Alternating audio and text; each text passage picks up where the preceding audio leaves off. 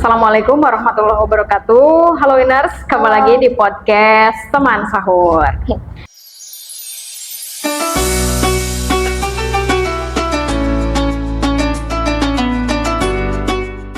Nah, pada podcast kali ini mungkin ya kita di switch ya, yang biasanya itu narasumbernya dari guru, ya sekarang kita switch ya. Kita switch narasumbernya dari siswa gitu. Kenapa? Karena pada podcast kali ini saya ingin tahu ya, kita semua ingin tahu point of view dari siswa itu gimana sih, kayak gitu ya.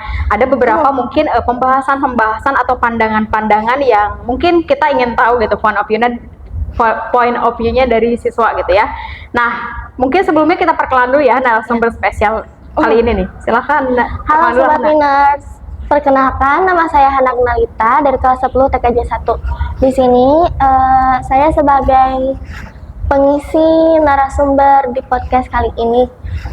Saya akan membawakan tema yang berjudul meningkatkan taraf berpikir. Nah, udah ketahuan ya dari temanya juga adalah meningkatkan taraf berpikir gitu ya. Nah, sebagaimana mungkin kita semua penasaran ya bagaimana sih ya gitu cara berpikirnya Gen Z gitu ya di era sekarang itu. Oke, Hana, kita mulai aja ya. Ya, ayo. Siap? Siap. Oke. Nah, kan Hana tuh ingin membawakan tema tentang bagaimana gitu ya meningkatkan taraf berpikir. Nah, berarti peningkatan taraf berpikir ini berkaitannya dengan critical thinking ya, atau berpikir kritis gitu ya. Nah, menurut Hana apa sih cirinya gitu ya seseorang yang berpikirnya itu biasa aja dengan seseorang yang sudah ada di tahap punya critical thinking? Oh, jadi kalau misalkan seseorang yang punya pemikiran yang biasa saja sama seseorang yang punya critical thinking itu berbeda dari mulai cara menanyanya, dari isi pertanyaannya. Tentunya pertanyaannya itu bermutu dan nyambung gitu sama apa yang ingin ditanyakannya. Kayak contohnya kalau seorang awam yang bertanya itu tentang kursi misalnya. Kalau orang awam itu biasanya kalau nanya ini kenapa ya kursinya hitam, tapi berbeda dengan seseorang yang mempunyai critical thinking. Mungkin dia bisa saja berpikir kenapa kursi ini hitam, apakah pemiliknya menyukai warna hitam, atau apakah ada hal lain yang memicunya. Mungkin saja ini cocok untuk background ini atau tempat ini, makanya kursinya jadi hitam. Jadi cara menanya itu lebih deep atau lebih dalam gitu. Berarti segala pertanyaannya itu dimulai dari kayak rasa ingin tahunya gitu ya, rasa ingin tahu yang besar, lebih mendalam gitu dibanding dengan hanya sekedar kursi itu warna hitam. Nah, mungkin kalau misalnya yang berpikirnya sudah kritis gitu, itu harus ada why dan reasonnya, ya, kayak benar. Kenapa dan alasan dibalik itunya apa. Nah, itu ya mungkin yang membedakan ya, contoh yang membedakan seseorang itu sudah ada pada taraf berpikir yang kritis atau tidak. Nah, ibu tuh penasaran ya, Hana. Ibu kan di sini sebagai guru gitu ya. Iya. Ibu sebagai guru gitu ya. Ibu tuh ngelihat kadang, ibu tuh ngelihat anak-anak gitu ya di kelas gitu. Ketika ngerjain tugas aja gitu, bahkan itu tugasnya itu misal sederhana gitu. Ya. Sederhana kayak pertanyaan-pertanyaan sederhana. Gitu. Nah, tapi mereka tuh cenderung lebih kayak ingin nyari jalan instan langsung ke AI gitu, tanpa dia sendiri kayak mendalami dulu gitu. Terus ibu juga sekarang tuh lagi coba mendalami gitu ya, kenapa anak-anak tuh, kan ibu tuh ngajar IPAS ya. Misal ketika suruh menghitung kuat arus misal. Nah, mereka tuh ketika baca soal aja udah pusing gitu. Jadi nggak ada analisa di sana. Padahal kalau misalnya ada analisa gitu, di sana oh ini yang diketahui, ini yang dicari, rumusnya itu ini, itu akan dapat. Tapi mereka tuh cenderung lebih ke ketika baca soalnya aja, Bu nggak tahu, langsung seperti itu. Udah langsung menyerah gitu. Langsung menyerah kayak yang anggap rumit gitu ya. Padahal kan ya kamu belum selesai juga tuh baca soalnya. Nah, menurut pandangan Hana nih sebagai siswa gitu yang merasakan mungkin di posisi teman-teman Hana juga gitu ya, yang seumuran, itu alasannya tuh kenapa sih? Pertama-tama menurut Hana itu alasan yang paling mendasar. Teknologi zaman sekarang kan sudah canggih, AI juga bukan cuma satu tapi banyak jenisnya. Kalau zaman dulu itu nggak ada AI atau HP juga jarang. Nah, jadi orang tua kita itu kalau misalkan disuruh nyari jawaban itu kan buka buku gitu, satu persatu sampai jawabannya ketemu. Berbeda dengan sekarang, zaman sekarang itu Meskipun soalnya terbilang mudah gitu dan masih bisa dikerjakan oleh seorang siswa yang biasa aja gitu. Tapi dia memilih ke AI karena mungkin dia malas. Itu penyebabnya salah satunya itu karena teknologi. Karena terus yang kedua juga karena dia itu dipengaruhi oleh lingkungan yang dimana lingkungannya itu mungkin saja tidak mendukung dia untuk berkembang gitu teh. Jadi stuck di situ saja dan tidak mau explore lebih jauh tentang itu. Berarti ada katanya dengan teknologi yang mungkin sekarang tuh udah serba instan gitu ya. Sehingga anak-anak ya udah kalau misalnya ada yang instan kenapa harus nyari yang susah-susah? Kayak mungkin kayak gitu ya. Nah, ada gak sih Hana pengaruh kayak teknologi, misal teknologi kayak gini. Ada gak sih pengaruh kayak kan sekarang tuh udah pasti mereka punya banyak sosmed tuh kayak Instagram, kemudian TikTok gitu ya. Dan mungkin nggak sedikit juga waktu yang mereka habiskan buat kayak nge-scroll itu. Ada gak sih kaitannya dengan doom scroll? Biasa dipanggil tuh doom scroll tuh. Doom scroll tuh ya scroll yang nggak berlebihan. Scroll yang berlebihan atau tidak berakhir gitu ya. Tidak berakhir. Terus. Ada gak sih kaitannya peristiwa doom scroll ini dengan penurunan cara berpikir anak-anak sekarang? Oh ya, tentunya ada sekali sih. Dari kita scroll berlebihan itu kan kayak menurunkan saraf otak untuk kayak iya udah kita cari aja yang simple gitu, sederhana, jangan ngapain susah-susah gitu. Sekarang kan banyak teknologi, ngapain cari yang rumit atau menelusuri lebih jauh kalau ada yang simple. Tapi kalau misalkan itu kan kata ibu itu ya Apa? Dumb scrolling. Itu karena susah sih kalau misalkan itu sudah kecanduan. Jadi itu berarti ada kaitannya dengan penurunan kita. Kalau kalian tahu nih ya, kata dokter saraf itu kalau nggak salah Hana pernah nonton podcast tentang dokter saraf tentang kayak apa dampaknya kalau kita terus-terusan main handphone gitu. Screen time-nya terlalu berlebihan. Itu tuh berdampak bagi otak kita loh. Salah satunya itu kita pengen otak kita tuh yang sederhana aja gitu, pengen yang simple. Nah lalu dari segi itu mungkin konten yang ditonton tidak bermutu, sampai otaknya pengen yang sederhana aja gitu. Iya. Berarti intinya kayak konten yang kita tonton juga berpengaruh terhadap cara berpikir kita ya. Apalagi mungkin kayak sekarang tuh kan kalau misal sosmed tuh ada algoritma ya. Ada algoritma kalau misalnya kita berlama-lama di satu konten, misal kita nonton kayak konten misal dracin gitu. Nah, itu tuh kalau misalnya kita lama-lama nonton di situ ya kesananya juga ke bawahnya tuh dracin semua, benar gak? Itu berkaitan dengan algoritma kan. Nah, berarti itu juga berpengaruh ya, konten yang kita tonton tuh berarti berpengaruh dengan bagaimana cara kita berpikir, betul? Kalau kalian tahu juga kalau misalkan kita lama main HP-nya tidak melebihi batas normal gitu, itu tuh bisa menyebabkan brain rot. Brain rot itu penurunan fungsi otak. Kalau salah mohon koreksi ya, soalnya aku juga belajar.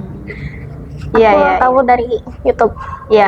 Iya, Ibu juga pernah dengar ya kata brain rot itu pembusukan pada otak. Iya, pembusukan. Dimana mungkin itu tuh jadi ada penurunan dari cara berpikir kita gitu.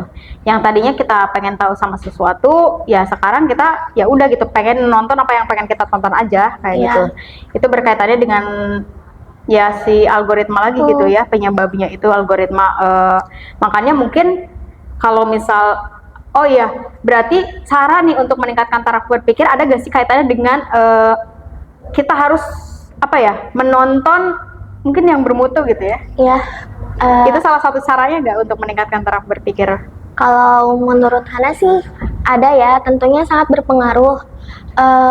Konten itu atau tontonan ada dua jenis menurut Hana, ada yang bikin sesat atau bodoh, dan ada juga yang bikin pintar.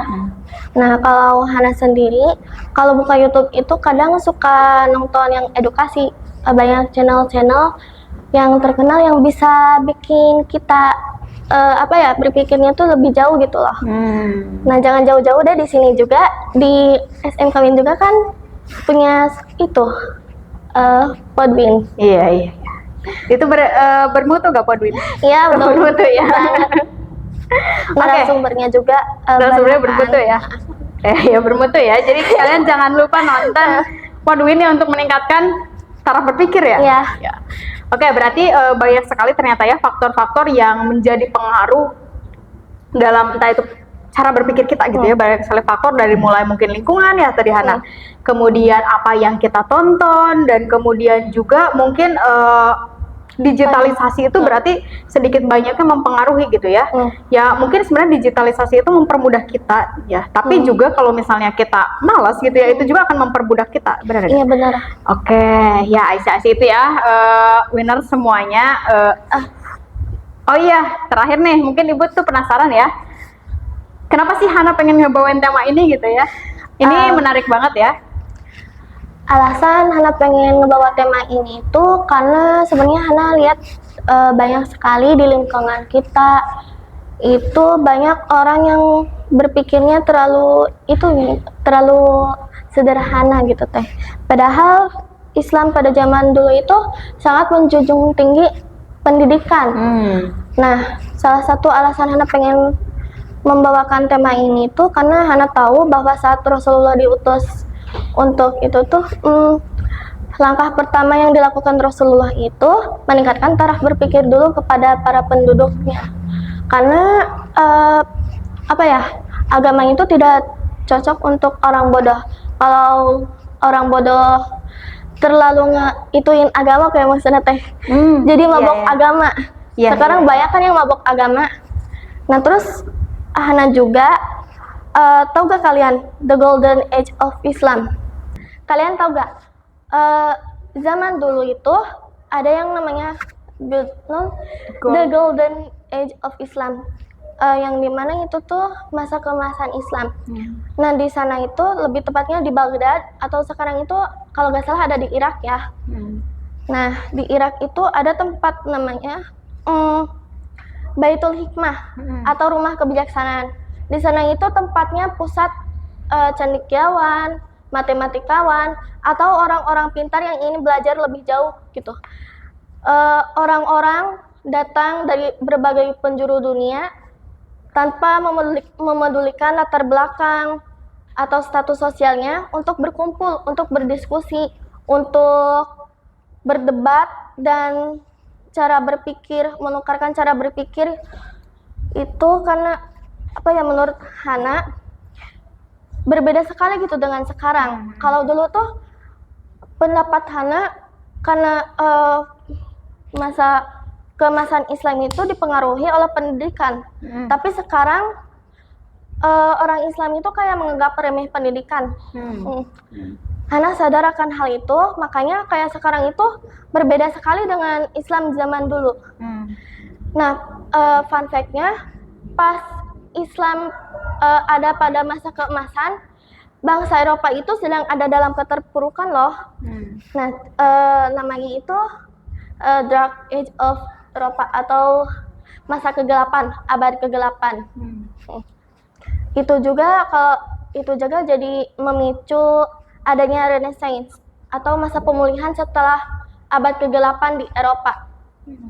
Nah, salah satunya ada tokoh terkenal dari abad keemasan atau di Baitul Hikmah ini, namanya mungkin kalian juga tahu.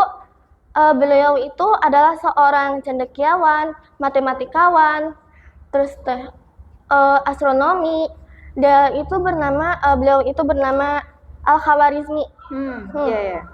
Dia itu penemu aljabar atau mengembangkan aljabar, algoritma, terus kalau nggak salah penemu angka 0. Iya, berarti alasannya itu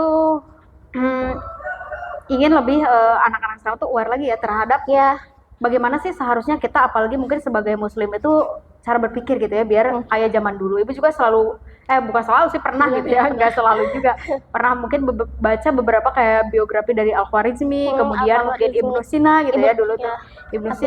Ibnu Sina ya, yang dimana itu kan di bidang medis ya kalau Ibnu Sina ada ya. Nah, iya dulu tuh kayak teknologi tuh terbatas, tapi orang-orang itu luar biasa sekali gitu ya. Iya, luar Beda biasa dengan sekali. mungkin sekarang gitu ya. Teknologi itu udah meluas, cara kita mendapatkan ilmu itu udah gampang banget, tapi orang-orangnya yang mungkin sekarang tuh nurun jadi kayak kok malas gitu ya. Terus nyinggung lagi ya yang tadi Hana sampaikan bahwa agama itu katanya nggak cocok untuk orang bodoh. Ya benar Ya, sih benar. emang ya. Karena kalau misalnya kita beragama tanpa berpikir gitu ya, kita juga tetap akan sesat gitu ya. Iya, benar. Kita nggak bisa membedakan mana yang benar, mana yang salah. Ya. Oke ya, menarik sekali ya teman-teman podcast kita kali ini. Tapi mungkin karena sebentar lagi sahur ya, jadi nggak cukup juga. Nanti kita bincang-bincang di belakang layar ya Hana ya. Terima kasih mungkin Hana untuk episode kali ini sudah berkenan mengisi ya ini. Itu aja mungkin ya dari kami ya, dari aku dan Hana. Sekian teman-teman semuanya ya, jangan lupa sahur bersama teman sahur. Assalamualaikum warahmatullahi wabarakatuh.